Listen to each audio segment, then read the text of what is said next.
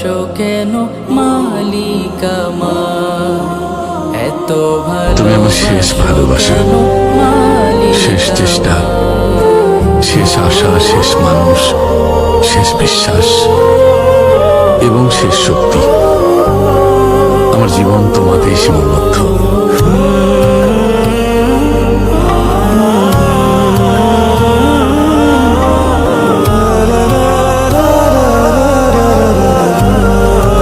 আমি তোমার পেছনে ততদিন পড়ে থাকবো যতদিন তুমি একা থাকবে।